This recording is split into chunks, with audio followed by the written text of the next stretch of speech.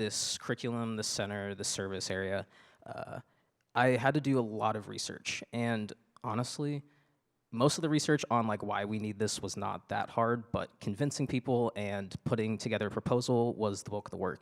And so I like to do problem and solution, but I don't like to call it problem and solution. I like to say observation and response. And the two observations that I came up with were there are no engagement services for Black, Indigenous, and Brown youth outside of school, work, or home, and that is really dependent on if any of those places are even safe for them. And none of those places encourage healing or career advancement or passion building or life-affirming care, and I define life-affirming care as anything that is built from their passions. And diversion services and programs often target individuals at a later stage in the criminal legal system. So you have to endure some sort of trauma, some sort of loss of hope, some sort of event that you can't, it changes who you are. The response was that the Omni Center is the first service in Bellingham for Black, Indigenous, and Brown youth to dream, to create art, to focus on their passions, to focus on having a childhood again, and not be seen as an adult with responsibilities and traumas that they're not at that age yet. And the Omni Center is proactive diversion. So we talk about upstream services, and I love them. They're also scary because the outcome is something we'll never see, and it's kind of magical. And so I've built this course. My background's in education and project management. And so I wrote this 3-month curriculum around photography. And it's using photography over 3 months and documentaries to really document a subject, whether that's a person, a place, a feeling, and preserve its story. We talk a lot about, I don't want to get too much into it, but we talk a lot about how storytelling is the wind and wings of people of color. And I think Black Americans have a very unique experience because there's no separation between our race and culture.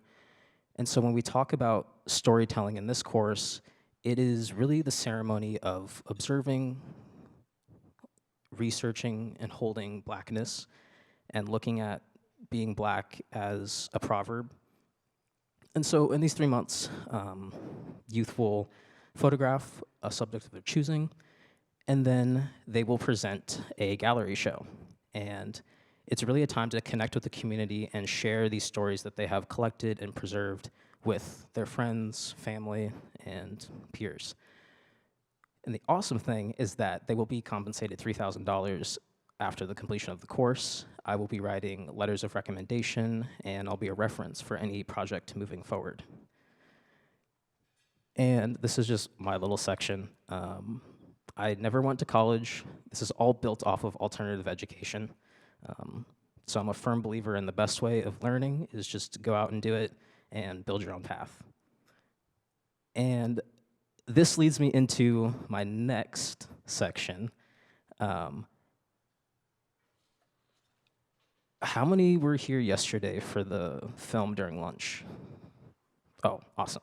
Okay, so it was funded by Ferndale Community Services, and they graciously matched their donation to make a part 2.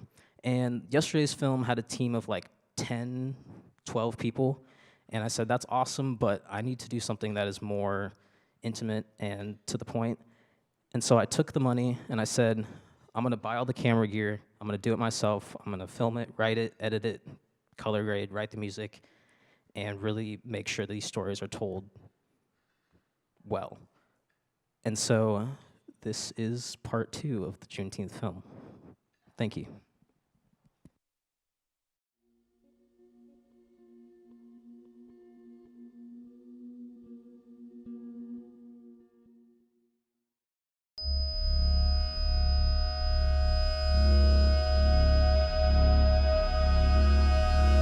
And, you know,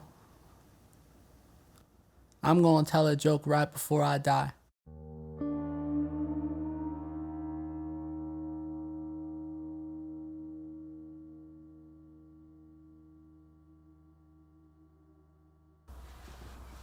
I was your typical black guy from the South on the DL, down low.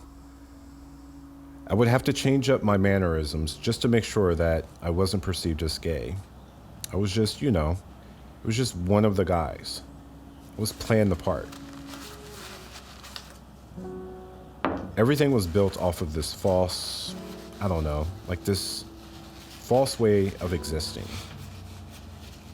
I ended up getting married to a woman, actually a white woman. I loved her as a human, but I knew it was on false pretenses. I think what really attracted me to her was the fact that she was just always into sports, just active, and that's something that I really looked for in a partner because it's going to push me to be active. So she checked off all these boxes.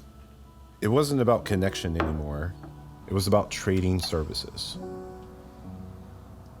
I remember it was November 22nd, 2012. I remember waking up and just feeling the sense of peace with so many things of my whole identity, which told me this was the time. I got to work and everything felt like it was just moving how it was supposed to move, Things were just flowing. My coworkers were super happy that day. My boss was super happy, without them even knowing anything about how I just woke up. I remember talking to one of my friends and was just like, do you mind coming into my office right now? I just want to share something with you. When she came in, I was just like, I'm going to go home and tell my wife, we can't do this anymore. And she looked at me and said, finally. I got home and she gets home about 5:30, 6 o'clock. She sat down and it was a quick, how was your day? How was your day? Blah, blah, blah. And then she just looked at me and was like, what's going on? And I was just like, I know, right? She looked at me like, what? I leaned in and said, you remember our conversation back in June? Because I do. She was the only person up until that point who I had told. I said, yeah, we can't do this. She took a deep breath, though the feeling of peace was still there for me. She cried, and we navigated that period of time together. But I never cried. I never got angry. I never got flustered or anything. I just remember I was so at peace at the end of the conversation. So at peace at the end of that conversation. I don't have to hide anymore. I don't have to play the part.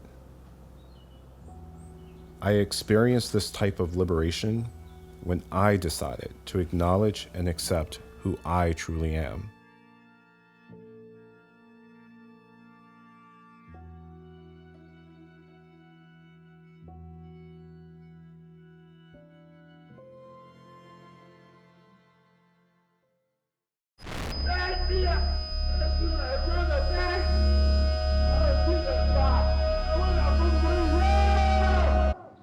I've always seen it from the outside.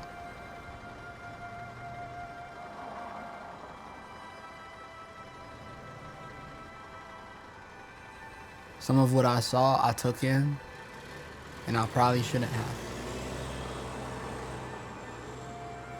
Because what I saw was a lens of white America. Oh, he already making excuses. Real things at me? My experiences have been shaped by the lens of what white America told me black men are and what they should be. Get in a circle. The reference point for my blackness was always from the outside in. I was taking the bus and this middle-aged white woman, like late 30s, early 40s. She was like, no, you need to pay. I told her, no, I don't need to pay because all minors ride free in case you didn't know. She was like, that's not true. You need to pay. She got up. I was sitting down. She came over and was standing next to me, like kind of directly over me. She said, you want to play hardball? And you know my smart ass, I said, what's hardball? She was like, you know what it is. You don't even look like you're in high school. You look like you're in your mid-20s. And at this point, I was just messing around with her. I appreciate that, but the beard whiskers are still coming in, I told her. She just wouldn't leave me alone. There's an adultification of black youth. It's like we can't just exist in our age, or we can't just exist in our innocence. If you know me, you know I love to play. I love to goof around. She said to me, well, you entered the wrong door of the bus, and that's what made you look suspicious. That's the moment I was like, oh, and there it is. The word suspicious is all it took. I knew this really wasn't about the bus. That experience was crazy to me, because to have that energy thrown in your face is a whole different game. See, it's different being black.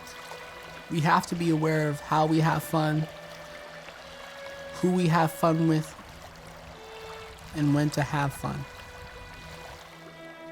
This childlike innocence is different.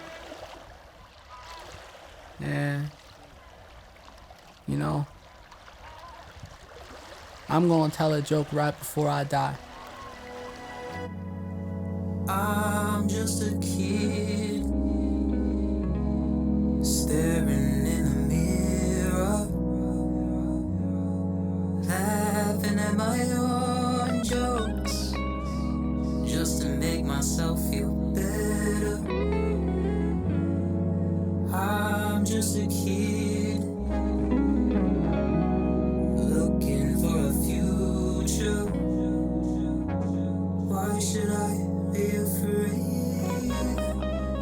All my life I've been afraid. Just think.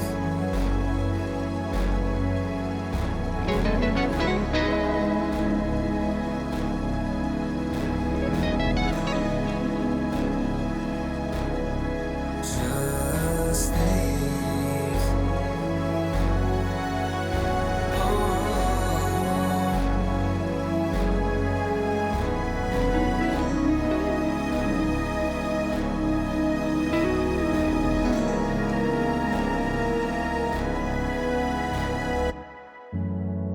I'm just a kid staring in the mirror, laughing at my own jokes just to make myself feel better. I'm just a kid looking for a future. Why should I